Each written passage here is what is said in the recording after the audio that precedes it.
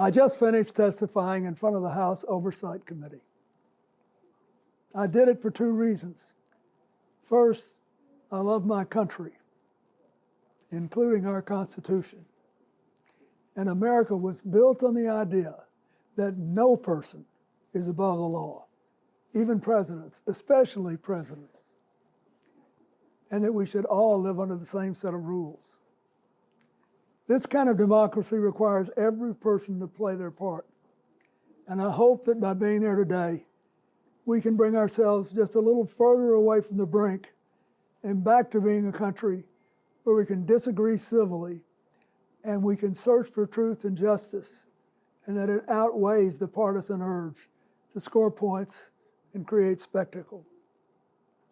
The second reason I was there is that the girls and women whose lives Jeffrey Epstein destroyed deserve not just justice, but healing. They've been waiting too long for both.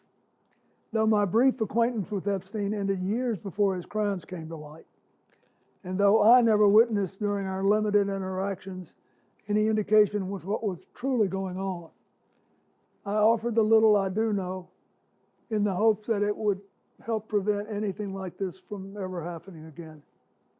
I also have to say something personal.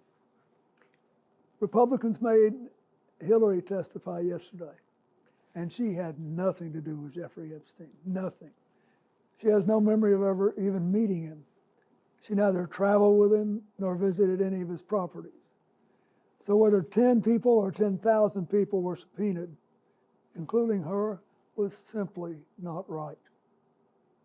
So here's what I told the committee. First, I had no idea of the crimes Epstein was committing. No matter how many photos they show of me, I have two things that at the end of the day matter far more than any interpretation of 20-year-old photos. I know what I saw, and more importantly, what I didn't see. And I know what I did, and more importantly, what I didn't do. I saw nothing and I did nothing wrong.